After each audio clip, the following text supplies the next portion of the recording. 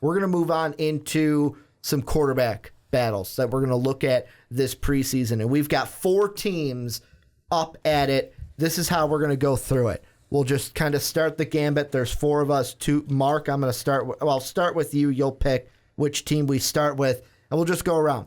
Mark picks the first team. Mike picks the second team. I pick the third, and then Mark, you'll start it off with the last team. We got 4 teams here: the Rams, the Eagles, the Niners, and the Broncos. Who do you want to start with? Let's start with the Broncos because theirs is the one that makes the least sense to me. You have a quarterback who has proven starting experience, who has gone to multiple playoffs. He's gone to the AFC Championship. He's not been that far from a Super Bowl. He was most successful when on a team exactly like the team you have now. Powerful run game, great defense. Mark Sanchez is the obvious answer. For some reason, he cannot shake Trevor, or as I like to call him, Kevin Simeon. Kevin Simeon. Yeah. I call him Kevin Simeon because who the fuck knows who this kid is? He might as well just be a Kevin. But like, and then whenever you how can he not shake him? Whenever you call him Kevin, I think of Kevin from the league. I don't know why. The funny thing too about it is I honestly, for the longest time, did not know his name was not Kevin Simeon. Well, that was like before the podcast. You're like, well, I think we call him Kevin. And Mike's like, no, Ricky said Trevor. I'm like, guys, we all need to make sure that we know his name is Trevor Simeon, not Kevin Simeon. No, but this is the quarterback situation where I go, what the fuck is going on? This is why with Denver, I have them as, I can't give you the exact win total because I have them for our prediction videos, but this is why I have them as like in a sub 500 team. Because the quarterback is, their defense. It's just like, what the fuck's going on? Their defense is good, but it's kind of like that, Peyton retired. I didn't want to give Brock his money. Fuck it. We got these 2. We'll figure it out as we go. We won a Super Bowl. What more do you want at this point? And what really kills me is, and I know there's going to be people in the comment section here, that the people that defend Mark Sanchez, this is exactly the situation that he wants. He's got a good defense like he had in New York, blah, blah, blah, blah, blah. Yeah, that Mark Sanchez is gone. The butt fumble happened, and then he's been completely different ever since. Well, he's been on a shitty team ever since. Well, he went to the Chip Kelly Eagles. Yeah, I mean, even the Jets were pretty shitty towards the end of his time there. I don't think he's the answer. I don't think Trevor Simeon's the answer either. I mean, this is going to be, for the Broncos, this is, let's pick who gets through the first 9 games before Paxton Lynch starts. That's basically what you're doing. All right, so following that, let's go check out the Eagles. We have Carson Wentz and Sam Bradford. Because right here, I'm leaning that they're going to go with Sam Bradford for the first 4 games. Bradford's right ACL is going to buckle underneath. Then we're going straight to Carson Wentz. Okay, I was going to ask, I'm like, why only the first 4? And then, that's why, because he's going to get injured. Made of glass. Yeah, it does. This one's tough. You signed Sam Bradford to a good deal. The organization does. And then they go and they trade. Kelly does. Yeah, right? That's why I don't want to give credit to current. I don't want Doug Peterson to be like, it's not my guy. But down in the comment section, of course, he's a regular listener. But then they trade to draft Carson Wentz. And it's the kind of thing where, like, it's such a tough choice because when you trade the entire farm for Carson Wentz, then you're not going to start the guy. Like, you just kind of have that moment of hesitation. But at the same time, you can't start him. He is nowhere near ready. The guy drafted before him, Jared Goff, isn't even 100% ready. He's not even ready. They're not even willing to give him the starting job. So how can you expect number 2? I think both these quarterbacks. Well, we'll get to the Rams, but both these quarterbacks are probably going to get thrown in way too early. Well, they have to. It's going to be disaster. Well, the Eagles, like you said, we'll get to the Rams a little bit later, but the Rams and the Eagles are in the same boat. They're probably going to throw these guys in way too early. And I love Carson Wentz. I think he's going to be great for this league. Like, he's going to be good later on. When I was watching his film for the draft stuff we were doing, I'm sitting there and I'm looking at it and I'm going, he's kind of like I looked at his play and it's Big Ben. The arm, the running with it. However, I could also see a little Andy. Then I looked at his stats and his measurables, like how the draft profile had it. If you put up his numbers for the individual categories on ESPN and then put up Andy Dalton's, they are identical. down the line, the exact same draft profile, basically, from the ESPN one that I was looking at. And I think he's going to be great, but I think he's going to get thrown in too soon because of what they gave up for him. And eventually the fans are going to be like, well, if we gave up so much, why is he sitting on the bench? Well, this is still Carson Wentz. Right? Yeah. So you said you looked up his draft and put it against Big Ben. Well, no, it was Andy Dalton. Oh, Andy Dalton. Andy Dalton and Carson Wentz had the identical draft profile for ESPN. Okay, well, that was back when TCU, right? Andy Dalton. Yeah. Yep. TCU was back in their heyday. Well, they're still in their heyday, but they're still. That's when they first started to hit the map. That was the Rose Bowl. Back when they're in the Mountain West Conference. Yep. And they were in the Rose Bowl that year with the little rose on the helmet. Here's the thing with Carson Wentz. Where did he go to school? North Dakota State. Hey man, I didn't even know there was a North Dakota. Four-time national champion. I always wondered why South Dakota was called that. No, Good job. You're the fucking tallest midget. Good work. Yeah, I think something actually to bring up to recent news, but also to bring it to Mike's point with Lane Johnson and his suspension. And I know this was a topic we chose not to talk about because he's on the offensive line. It's an offensive lineman. But that's kind of guaranteeing that Sam Bradford gets injured, right? Yeah, no, it is. And then also, doesn't it guarantee that Carson Wentz is going to throw at least like 30 interceptions because he's going to have zero time to set his feet, zero time to find an open receiver? Who's his receivers? I don't even know. Well, you've got Jordan Matthews is the number one wide receiver. That's basically it. Nelson Aguilar, and then they brought in Ruben Randle as the big free agent. So yeah, Randle. I would put their top three wide receivers as Jordan Matthews, Ruben Randle, and Nelson Aguilar. But Aguilar didn't have that great of a season last year. Nope. So, I mean, the only thing why I'm going to say I don't think Wentz would throw as many interceptions is because I think it would be more of a pressure gets to him. Instead of him not being able to get the ball off in time, he'll just take off with his feet. Because that's what I think is going to happen. So we're going to see a lot more. We'd see a lot more scrambles out of Wentz, which wouldn't be that good because your quarterback's getting hit, but he's got a big enough body to where that's why I brought in Big Ben. Where here's the problem: he's not used to getting hit by NFL players, and that's the thing.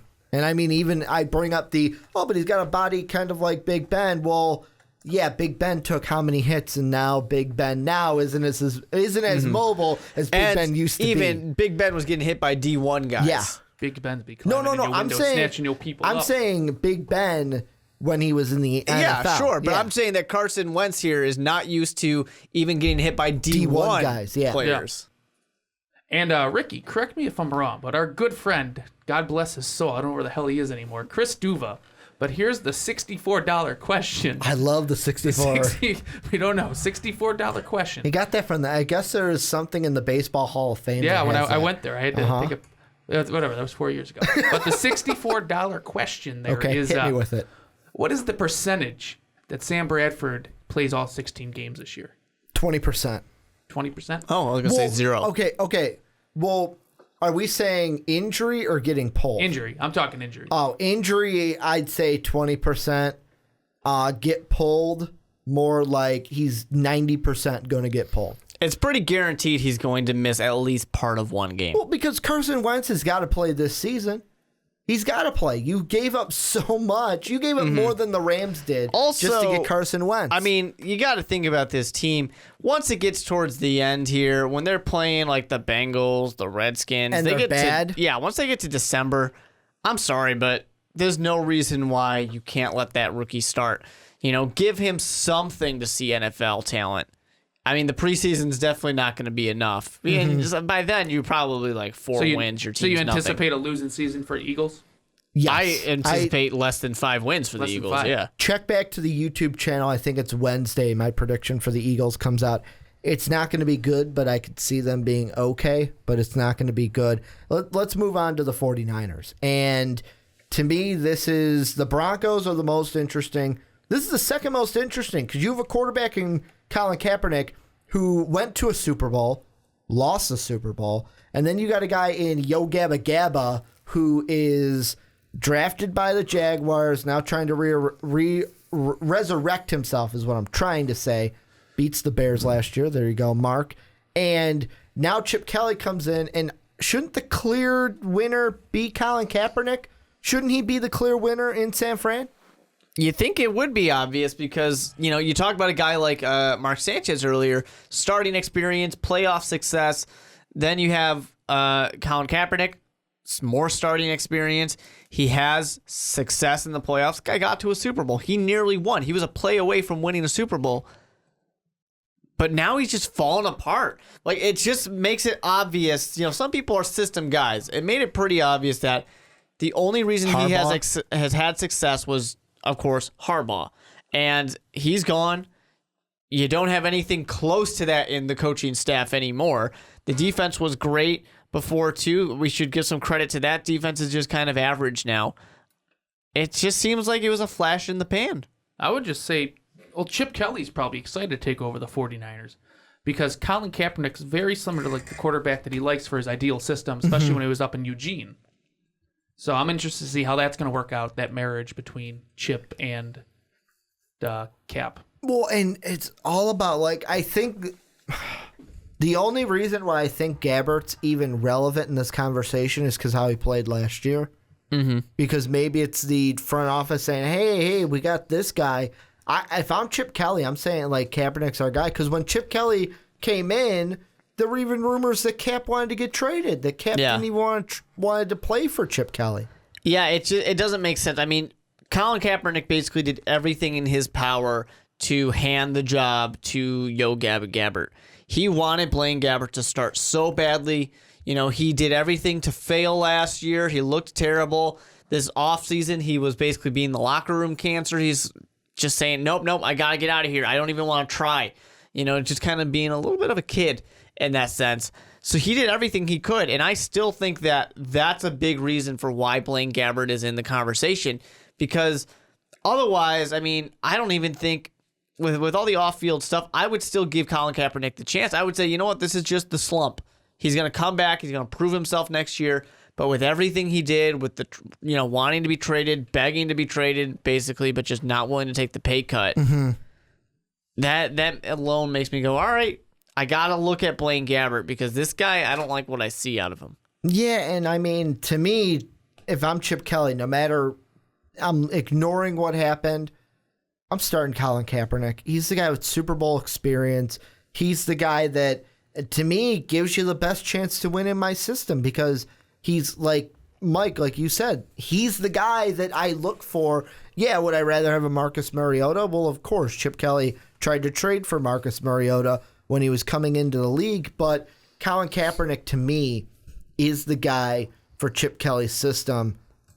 Mark, take us through the last team we got. There's one left that we have yet to talk about. All right, well, the Cleveland Browns gave it to RG3. Congratulations to RG3. Did they officially give it to him? Taking the Browns to the Super Bowl.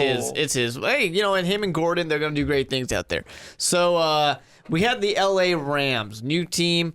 They got this battle that Jared Goff is not even close to winning. If I remember right, Jared Goff, I thought, was listed at number 3 on the depth chart. Case Keenum is number 1, right? Yeah, Case Keenum's number 2 got then? It. Is that the guy from Oregon State that they have that I can't even remember his name? Manning? Is it Manning that's number 2? That makes sense to me. I would have to. Ricky, you say your thoughts on this, and I want to pull up the. Yeah, well, and to me, it's Jared Goff. Jared Goff is the guy. It's the Rams. To me, it's Case Keenum. It's a completely different situation than what the Eagles have. The Eagles have a guy in Sam Bradford that Doug Peterson can start and feel confident in and be like, fine, he's a starter. You got Case Keenum. You got freaking Case Keenum, which I'd rather put out a sack of potatoes. For some reason, they're fine. They're fine with Case Keenum for some reason. You know what? If Jeff Fisher wants to lose his job this year, then fine, start Case Keenum. Because if he starts Case Keenum for most of the year and they look bad, he's fired at the end of the year. If he starts Jared Goff, then he can at least play the card of, hey, look, there's improvements from the rookie. Honestly, you gave me a rookie quarterback to use. He's pretty screwed no matter what. Well, yeah, he's one of the coaches that I think is shit-canned by the end of the year. Yeah. Speaking of screwed, the Los Angeles Rams app still says St. Louis Rams. Nice. I just think that for this one, he basically just came out and said, we traded for the number 1 pick. We traded quite a bit for it. And we drafted a guy who's not ready now, which is fine. You can do that. In that sense, you kind of have to commit to he is not going to play at all. But then with Case Keenum being the other alternative, at some point the fans are going to be cheering for Jared Goff to get out there. What's happening. I kind of think about, of course, different situation because he was drafted later, but like when Tim Tebow was in Denver. Yeah. When do we start hearing the Jared? Because that sounds a little bit better than Goff. I don't know. Just hearing it in the stadium, Goff. I just Goff. And people are buying those jerseys and they're not. There's no reason to wear them. We want Goff. I think that Case Keenum cannot. I mean, the guy was 3-2. He can't lead this team. He's not going to be very successful.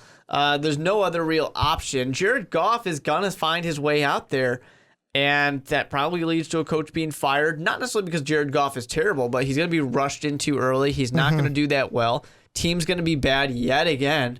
And for some reason, Fisher never gets fired for some odd reason. That's that mustache. It has to be something. Tom Selleck-esque. So I just kind of think that, there's no right answer for LA. Of all these teams, this is the one where there truly is not a good option. There's nothing reliable. I say just start Goff. Start the rookie. Because then if I'm Jeff Fisher, I can say, I started what you gave me. You gave away so much for the first overall pick, and we drafted this kid. But is that going to set you behind, though, if you do start him right away? No, because your team sucks anyways. What pieces do you have around a Case Keenum?